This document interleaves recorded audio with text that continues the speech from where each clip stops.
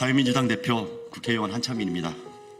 존경하는 국민 여러분, 저와 이 자리에 함께하신 제 야당의 국회의원들은 지난 9일에 있었던 2024년 전국 노동자대회와 윤석열 퇴진 촛불집회에서 벌어졌던 경찰의 강경 진압을 강력히 규탄하고자 합니다. 동시에 윤석열 정부가 벌이려는 신공안 탄압에 맞서겠다는 각오로 이 자리에 섰습니다. 먼저 상황 보고 드리겠습니다. 지난 11월 9일 서울시청역 앞에서는 전국 노동자대회에 이어 윤석열 퇴진을 외치는 촛불 집회가 진행되었습니다. 매년 전태일 여사 추모일에 열리는 노동자들의 합법적인 평화 집회였습니다. 그러나 올해는 달랐습니다. 제 눈을 의심할 정도였습니다. 완전 무장한 수많은 기동대들이 그 넓은 대회장을 봉쇄하고 집회 장소에 들어오려는 노동자들과 시민들을 무력으로 막아섰습니다. 그것도 모자라 대회장에 앉아있는 노동자들 향해 막무가내로 밀고 들어왔습니다. 경찰은 전차로 점거를 풀기 위해서였다, 이런 핑계로 밀집된 인파로 인해 안전이 우려되는 상황에서 공간 확보가 아닌 오히려 무력으로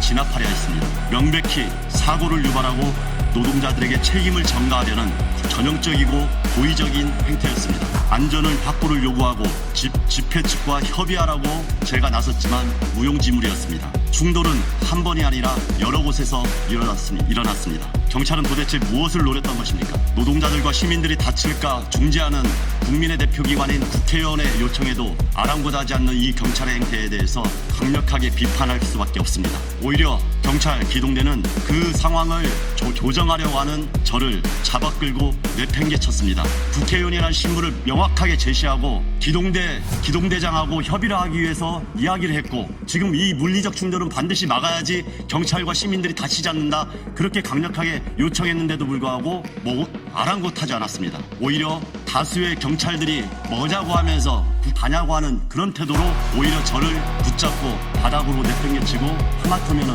짓밟히는 사태까지 벌어질 상황이었습니다. 그 상황으로 옆에 있는 시민들은 분노했고 오히려 체증해야 된다고 아우성이었습니다. 옷이 찢어지고 온몸에 차이화상과 타박상을 입었습니다. 그럼에도 불구하고 저는 제 한 몸이 다치는 게 중요한 게 아니라 수많은 시민들의 위험이 처하는 것을 막아야 된다는 생각으로 다시 앞에서 그 상황을 정리했습니다. 그런데도 불구하고 오늘 경찰에서는 의도적인 거 아니냐, 유튜버를 대동하고 폭력 사태를 조장하면서 찍은 거 아니냐, 이따위에 입장 발표를 했습니다. 명확하게 책임을 묻겠습니다.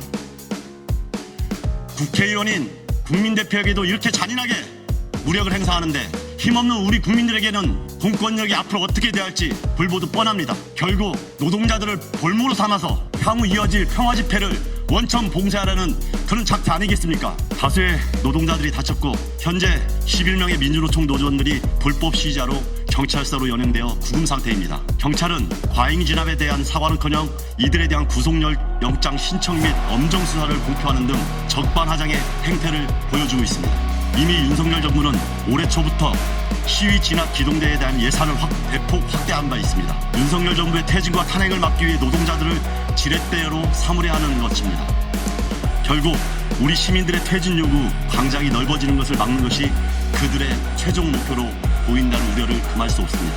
이에 우리 국회는 시민들을 지키기 위한 행동에 나설 것입니다. 오늘 이 기자회견을 시작으로 이 잔인하고 교활한 윤석열 정부 행태에 분연히 맞서고 국회 차원에서 엄정히 대응하도록 하겠습니다. 네, 더불어민주당 박홍배 의원입니다. 정말 막장 정부, 폭력 정권이라고 하지 않을 수 없습니다.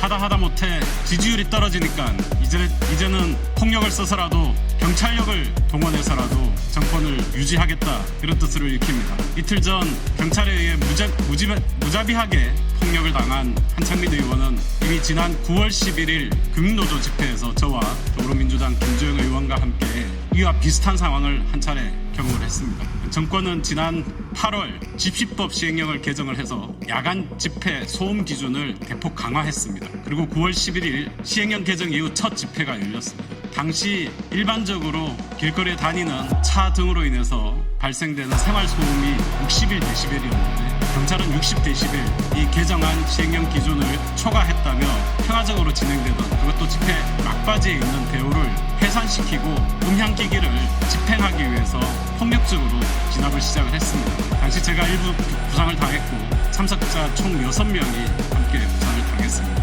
당시에도 한창민 의원은 영등포 경찰서장을 찾으며 왜 이렇게 경찰이 무리하게 집회를 해산시키려 하냐, 중량기기를 집행하려고 하냐라고 물으며 중재에 나선 바 있습니다. 이틀 전 상황도 똑같았던 것 같습니다. 한창민 의원은 거기에 참석하셨던 우리 노동자들을 또 시민들을 선동하려는 목적이 없었습니다. 다만 격화되는 양측 간의 충돌을 중재하기 위해서 현장 지휘자들을 찾았고 또 서울시경과 통화를 하면서 집회가 평화적으로 끝날 수 있도록 도와달라고 했습니다. 그리고 중재를 시도했습니다. 그런데 경찰은 국민의 대표인 국회의원을 발로 짓밟았습니다. 내동댕이 쳤습니다. 경찰에 의해 양복이 다 뜯겨나간 너덜너덜해진 우리의 국민의 대표를 시민들께서도 국민들께서도 보셨을 겁니다. 이렇게 해서 정권이 유지가 될 리가 없습니다. 내일 모레 이 정권이 끝납니까? 끝날까봐 두려운 것입니까? 폭력으로 흥한 정권을 보지 못했습니다. 윤석열 정권은 대의기관이고 헌법기관인 국민의 대표를 짓밟은 대가를 반드시 치르게 될 것입니다. 네, 진보당 전종덕 의원입니다. 정권이 위에 몰릴 때마다 가장 먼저 꺼내는 카드가 공안 탄압입니다. 국민 입틀막으로 폭력으로 정권을 지킬 수 없다는 것을 알아야 할 것입니다. 지난 토요일 우리는 대한민국 민주주의가 무너지는 모습을 보았습니다. 토요일 민주노총 집회는 54주년 맞이하는 전태일 열사의 정신을 기리는 매년 진행되던 평화로운 집회였습니다. 이 집회 현장에 공권력이 집회장을 침탈하고 노동자를 연행해 갔습니다. 폭력을 막으려는 집회를 평화를 보장하라는 우리 국회의원의 의정활동마저도 광란의 폭력으로 휘둘렀습니다. 집회의 자유를 방해하는 경찰에 항의하는 시민은 물론 국회의원에게도 폭력을 행사하며 더 큰 충돌과 폭력을 고의적으로 유발시켰다는 합리적 의심이 들고 있습니다. 이 과정에 100여 명의 조합원이 부상을 당했고 11명이 연행되었습니다. 정말 이 폭력 경찰은 병원에서 치료받고 있는 조합원마저도 그 현장에서 뒷문으로 들어와 조합원을 연행해 갔습니다. 오늘 오전에는 쌀떡 폭력을 규탄하는 농민들의 기자회견장을 막고 천막 설치를 막았습니다. 시민의 정당한 항의를 폭력으로 매도하고 집회의 자유를 정치적 표현을 철저히 차단하고 있습니다. 불법 폭력으로 매도하고 낙인을 찍어 집회의 자유를 탄압하고 표현의 자유를 탄압해서 민주주의를 파괴하고 있습니다. 경찰청장은 반민주 독재 경찰의 부활을 획책하는 것이 아니라면 지난 토요일 집회에 대한 책임자에 대한 판명과 즉각 사과해야 합니다. 진보당은 민주주의를 지키기 위해 함께하겠습니다. 시민의 입을 막고 평화로운 정치적 의사표현에 재단을 물리는 윤석열 정권의 그 어떠한 시도에도 맞서 싸울 겁니다. 반민주 독재 시대로 회귀, 민주주의 후퇴를 국민 여러분과 함께 막아내겠습니다. 고맙습니다. 네, 기본소득당 대표 용혜인입니다. 폭력경찰이 돌아왔습니다. 2016년 생각이 많이 납니다. 2014년, 2015년, 2016년 박근혜 정권 당시에 거리에서 물대포도 참 많이 맞았고 퇴로액도 참 많이 맞았습니다. 경찰한테 끌려가기도 하고 경찰 소환장을 받아서 조사를 받기도 했습니다. 그 과정에서 참 많은 시민들이 다쳤고 수사를 받았고 사법 처리를 받았습니다. 심지어는 전쟁 중에 적국에게도 하지 않을 구급차에 물대포를 쏘는 일들도 벌어졌습니다. 심지어는 백남기 농민이 물대포에 맞아 오랜 시간 병원에 계시다가 돌아가시는 일까지 발생을 했습니다. 그런 정권의 무도함이 쌓이고 쌓여서 박근혜 탄핵이라는 역사적 결과가 나타나게 되었습니다. 지금은 당장 경찰을 동원해서 폭력경찰이 집회 참가자들을 압박하고 또 누르고 찍어 누르면 된다고 생각할지 모르겠습니다. 하지만 대한민국 역사에서 단 한 번도 성공한 적이 없습니다. 찍어 누를수록 압력을 더 세게 가할수록 폭발력은 더 강해지기 마련입니다. 윤석열 대통령에게 경고합니다. 이전처럼 또다시 폭력경찰을 동원해서 자유로운 시민들의 표현의 자유를 막으려고 한다면 그 결과는 지난 역사에서 우리가 수없이 봤던 독재자들의 결말과 동일할 것입니다. 이번 집회는 어쩌면 폭력경찰 귀환의 시작점에 불과할지도 모릅니다. 앞으로 얼마나 더 무도한 경찰의 폭력을 우리가 목격해야 할지 잘 가늠이 되지 않습니다. 그럼에도 우리는, 국회는, 그리고 또 시민들은 그 무도한 경찰의 폭력을 두 눈으로 똑똑히 목격하고 또 역사의 증언자가 되어서 반드시 윤석열 정권과 그의 복무하는 경찰을 심판할 것입니다.